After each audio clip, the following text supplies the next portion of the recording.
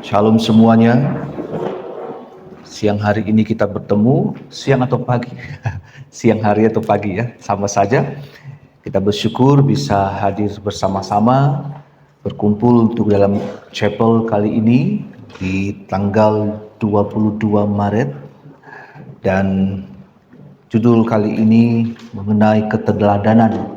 Jadi sebelumnya, kalau lihat jadwal, saya sudah tahu ada sebelumnya mengenai keteladanan, dan sekarang juga berarti keteladanan part 2 ya, keteladanan berikutnya.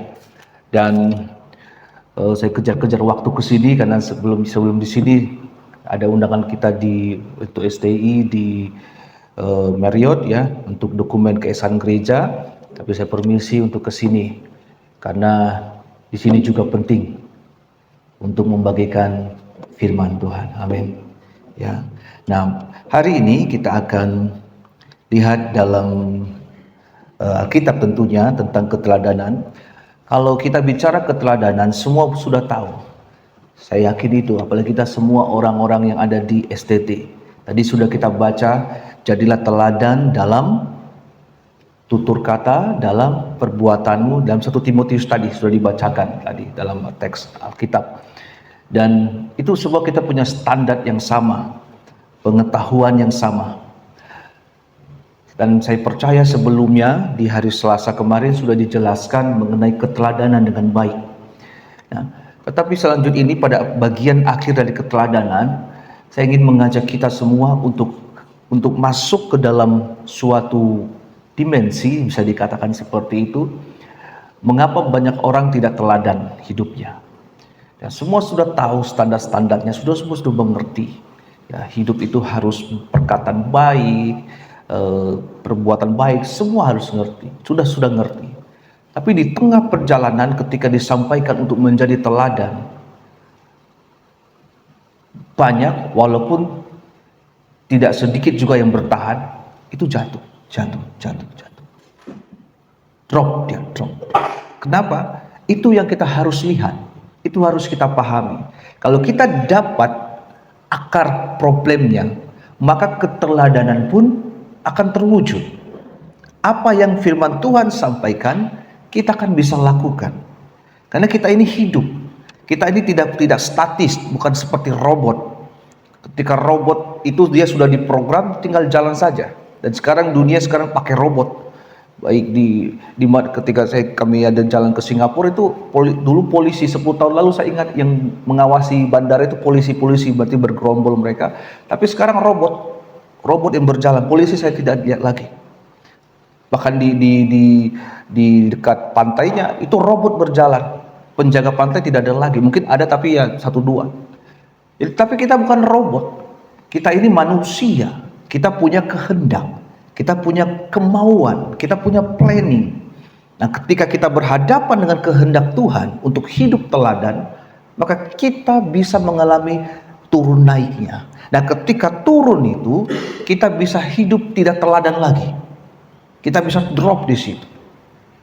Padahal firman Tuhan menghendaki kita hidup teladan. Maka dari itu, kalau kita pikir, saya membagikan hari ini, kalau kita pikir mengapa itu bisa terjadi, kita bisa lihat dalam Lukas pasal yang ke-7. Mari kita buka Lukas pasal yang ke-7.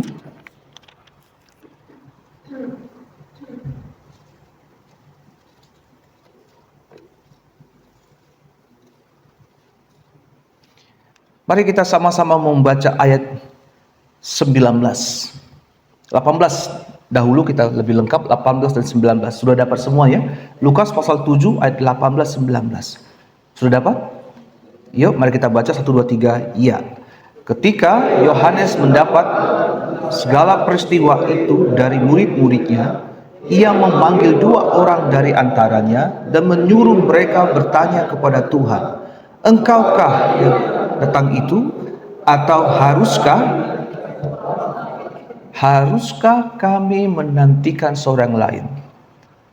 Apa yang kita dapatkan di sini? Pertanyaan sekelompok murid Yohanes. Siapa Yohanes? Yang baptis Yesus. Dan ketika Yohanes baptis Yesus, Di Injil lain, tapi kita bisa lihat di Lukas itu pasal yang kedua, ya, pasal yang kedua mengenai Yesus dibaptis, pasal 3, pasal 3, Yesus dibaptis oleh Yohanes. Tapi di Injil lain dikatakan bahwa langit terbuka, lalu ada seperti burung merpati turun, dan Yohanes ada di situ. Jadi keilahian Yesus, Yohanes lihat. Kemuliaan Yesus, Yohanes tahu. Tapi di pasal yang ketujuh yang sudah kita baca, dia memanggil dua orang muridnya dan menyuruh bertanya kepada Tuhan. Lukas mengganti nama Yesus dengan Tuhan. Engkaukah yang akan datang itu, atau haruskah kami menantikan seorang yang lain? Apa yang terjadi? Siapa yang bertanya ini? Bukan murid Yohanes. Murid Yohanes hanya bertanya, menyampaikan pertanyaannya. Yohanes sendiri bertanya, engkaukah itu, atau kami menanti yang lain? Dia sudah lihat Yesus dibaptis, Yesus terbuka langit, turun Roh Allah seperti burung merpati kepada Yesus. Dia masih bertanya, engkaukah itu? Yohanes diagungkan, Yohanes Pembaptis. Yohanes dikatakan orang nabi, betul? Tapi dia bertanya siapa Yesus. Dia meragukan siapa Yesus. Wah, mukjizat sudah terjadi, kuasa Tuhan sudah terjadi, dia lihat, tapi dia meragukan dan bertanya, engkaukah itu Yesus Mesias itu? Kita bisa mengalami seperti ini. Yohanes saja mengalami seperti ini. Dan ketika dia bertanya seperti itu, patutkah diteladani pertanyaan seperti itu? Dan saat itu dia sudah terpuruk, jatuh, sehingga dia mempertanyakan Tuhan. Dikatakan Lukas dengan bagus sekali memakai kata Tuhan. Bertanya kepada Tuhan. Berarti Lukas ingin memposisikan Yesus sebagai Tuhan. Dan pertanyaan itu untuk Tuhan. Jadi kalau bicara keteladanan, bla bli blu, kita bisa jatuh. Jangan merasa paling hebat, jangan merasa paling kuat. Engkau bisa seperti posisi Yohanes dan bertanya, siapa Tuhanmu? Dan mungkin sekarang seperti itu. Dan ketika orang mempertanyakan Tuhan, tidak ada lagi standarnya. Dan ketika orang tidak punya standar, tidak ada morality lagi, maka keteladanan jangan bicarakan dengan dia. Jangan bicarakan percakapan yang kudus. Jangan bicarakan perbuatan yang ilahi. Jangan bicarakan itu. Karena dia tidak punya standar moral lagi. Kenapa? Dia tidak percaya Tuhan lagi. Mengerti maksudnya? Ini yang kita harus jawab. Jadi kalau bicara teladan begini, jadilah ini, semuanya tahu. Tapi penyakitnya kita harus obati. Penyebabnya kita harus obati. Sebab akibat tabur tuai. Dunia itu seperti ini. Kebanyakan kita fokus akibatnya. Oh harusnya. Prosesnya kita nggak lihat. Dalamnya kita nggak lihat. Kita mau output. Inputnya kita lupa. Dan mengapa Yohanes seperti ini? Nah ini dia. Yohanes bisa seperti ini. Dua hal yang membuat dia seperti ini. Pertama, ada yang tahu? Dia mengalami kesusahan besar. Dia dalam kesusahan. Lukas pasal 3 di kitab yang sama, dia dipenjara karena menegur Herodes mengambil istri saudaranya. Dia dipenjara. Dan yang kedua, dia kecewa. Kecewa karena dia dipenjara, tidak ada yang menolongnya. Yesus, dia berharap besar pada Yesus. Paling tidak Yesus datang dan dalam nama dan kuasa Tuhan terbukalah belenggu-belenggu, terbukalah penjara. Bisa? Bisa. Paulus ngalami, Petrus ngalami, itu yang dia diminta diharapkan oleh Yohanes. Tapi apa yang terjadi sampai pertanyaan diberikan kepada murid-muridnya, Yohanes masih di penjara. Itu mengapa dia utus 2 muridnya. Dua hal ini, susah dan kecewa. Terlalu besar mungkin harapannya, tidak sesuai dengan apa yang Yesus mau. Dia berharap Yesus itu seperti dia, yang serang. Yohanes kalau kita baca, dia bilang apa? Bertobatlah, bertobatlah, bertobatlah, bertobatlah. Bahkan ketika orang Farisi mau berikan diri dibaptis, apa Yohanes katakan? Hai kamu keturunan ular beludak, mengapa kamu mau lari dari api neraka? Keras. Datang Yesus. Datanglah kepadaku yang letih lesu dan beban berat. Ya kan? Yesus lebih soft. Yohanes dan dia berharap Yesus seperti itu. Jadi ada 2 hal, kesusahan dan kekecewaan. Hai mahasiswa STI, 2 hal ini bisa membuat hidupmu tidak teladan lagi. 2 hal ini bisa membuat apa yang telah dipersiapkan bagimu hilang, sehingga kau mempertanyakan siapa Tuhan itu. Bicara keteladanan. Maka dari itu belajar. Dalam hidup ini tidak perlu ekspektasi terlalu besar. Ketika kita berharap kepada seseorang terlalu besar, engkau kecewa. Maunya seperti ini, maunya seperti itu. Enggak sampai kecewa. Dan ketika kecewa, kitanya yang merasakan, dianya enggak. Dia enggak tahu.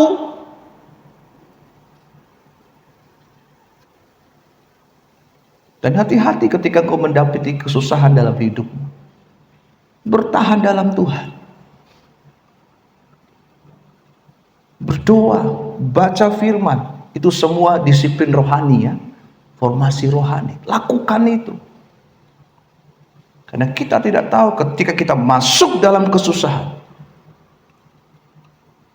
Maka kita bisa bertanya seperti Yohanes. Engkaukah itu?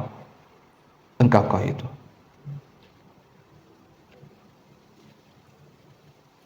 Banyak orang yang tidak teladan hidupnya karena hal ini. 2 hal ini. Rusak hidupnya karena 2 hal ini. Kecewalah sama orang tua, kecewalah sama pacar, kecewalah sama guru, kecewalah sama yang lain, kecewa sama pendeta. Akhirnya hidupnya tidak teladan. Untuk apa? Iya gitu aja.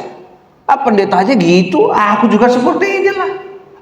Orang tua aku seperti ini. Ngapain aku juga seperti ini? Benar? Atau karena hidup susah. Aku lakukan ini karena susah om. Aku mencuri ini karena susah om. Aku nipu karena susah. Gak ada susu anak-anakku di rumah, jadi aku curi di Indomaret. Sorry maaf disebut merek. Hei, banyak orang miskin, tapi tidak semua orang miskin mencuri. Amin. Banyak orang susah, tapi tidak semua orang susah mencuri. Jadi bicara karakter, bukan bicara susahnya, bukan bicara uangnya, karakternya. Itu mengapa kita harus mengerti, kita jangan hidup kecewa, dan jangan ketika hidup dalam susah tetap bertahan dalam Tuhan. Karena kalau tidak, Yohanes saja kena, kita juga bisa kena. Jadi apa yang kita jadikan obatnya? Apa yang kita harus bertahan? Apa yang harus kita lakukan supaya kita tetap bertahan dalam keteladanan itu? Keteladanan bukan hanya sekedar ucapan. Keteladanan itu seluruh hidup kita harus teladan di hadapan Tuhan. Benar apa benar? Benar. Untuk itu saya mau bagikan 2 lagi. Jadi 2, sekarang 2. 2 tambah 2 4 ya. Bagus, lulus juga. Ketika kita hadapi kekecewaan, ketika kesusahan, saja kita baca 1 Yohanes 4 ayat 9. 1 Yohanes 4 ayat 9.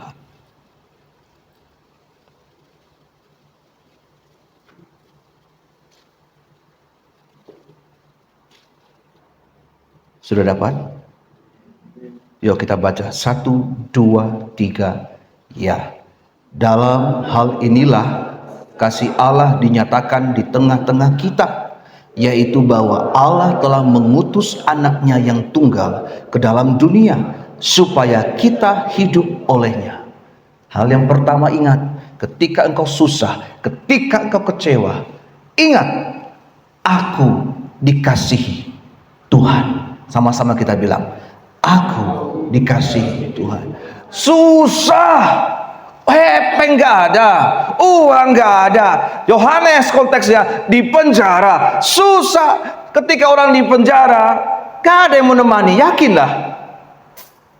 Ketika engkau sakit terbujur kaku di kamar, gak ada yang menemani kecuali terdekatmu, yakinlah. Itu mengapa kalau orang sakit dikunjungi, rasanya itu besar sekali, senang banget itu. Bukan buah jerukmu, bukan bika ambonmu, bukan amplopmu, kunjunganmu itu senang sekali. Tapi ketika engkau kecewa sendiri, susah, ingat, engkau dikasih Tuhan. Sampai Tuhan berikan Yesus, Allah sendiri berikan Yesus, utus Yesus pergi. Jadi setiap pengalaman itu bilang, aku dikasih Tuhan. Aku dikasih Tuhan. Amin.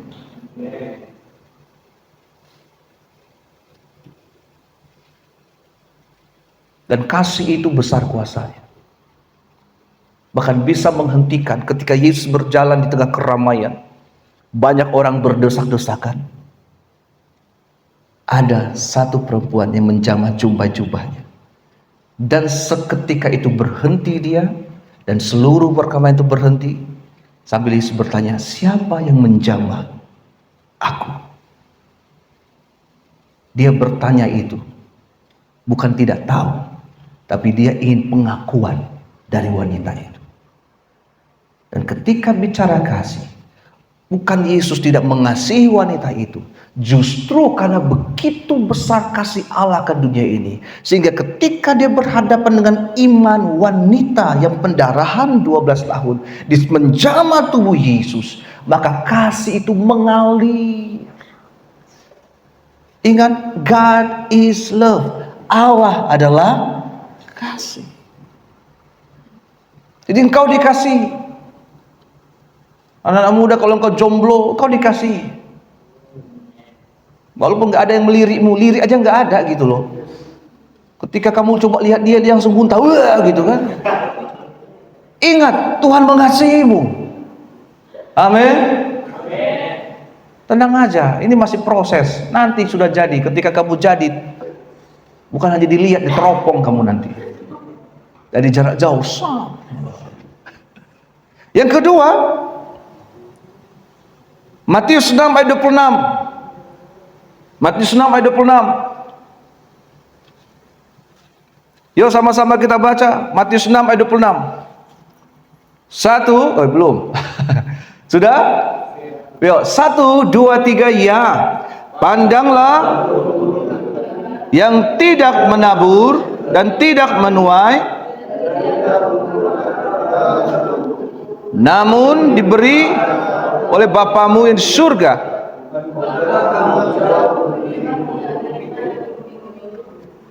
Engkau berharga. Sama-sama katakan, saya berharga. 1, 2, 3, ya. Saya berharga. Kecewa, hadapi kesusahan. Tadi pertama katakan aku dikasihi, yang kedua aku berharga. Walaupun aku masuk penjara, walaupun aku tidak ada kiriman dari orang tua, walaupun aku sekarang sudah kelaparan dan sendiri, aku berharga di hadapan Tuhan. Dan Tuhan punya rencana. Beneran? Dan ketika kita punya dua hal ini, kita tetap teladan. Tetap kita jaga cakap kita. Orang kalau udah suntuk, stres, nggak usah dikasih masalah. Senggol aja dikit. Kata-kata bisa berubah. Yang pertama berkat jadi kutuk. Ngerti maksud saya? Tapi ketika kita tahu aku berharga, aku dikasih Tuhan, tinggal pilih ini mau keluar apa ini, langsung ups. Orang yang mengetahui dia dikasih akan keluar kata-kata kasih juga. Orang mengetahui dia berharga akan keluar kata-kata menghargai juga. Amin. Tapi ketika dia rasakan lebih dalam lagi kecewa, maka dia akan tumpahkan perkataan kecewa juga. Matamu, mata yang mana bang? Itu matamu, udah belok kali. Ah masa sih bang? Kenapa dia menjawab seperti itu? Karena dia tahu dia berharga, walaupun matanya belok, walaupun matanya sipit, apapun itu, ini ciptaan Tuhan bang. See? Aku berharga, aku dikasih Tuhan. Dan 4 hal ini mulai lakukan. Sebelumnya sudah bicara teladan, jadi teladan. Dan ini obatnya, ini akarnya, ini rootnya. Saya yakin dua sesi ini keteladanan. Setelah ini semua yang hadir saat ini akan hidup teladan. Nggak ada itu berantem, nggak ada itu cecok mulut, nggak ada itu yang mencuri di asrama. Walaupun aduh udah habis sabunku, dia lihat sabun teman, ambil nggak ya, ambil nggak ya, ambil nggak ya. Ya sudah, tahankan, nggak usah. Kalau mau minta nggak dikasih, puji Tuhan. Tapi kan bau om, baik bau pak, iya nggak apa-apa pak. Tapi Tuhan kan menghargaimu. Yang penting hidup kudus. Ya walaupun bau sedikit sih. Yakinlah Tuhan akan pelihara engkau. Yakinlah Tuhan akan sediakan. Dan yakinlah teman-temanmu gak sekejam itu. Bagilah bro 1/4 sabunnya. Dipotongnya itu nanti. Sabun telepon itu dipotong. Demikian firman Tuhan.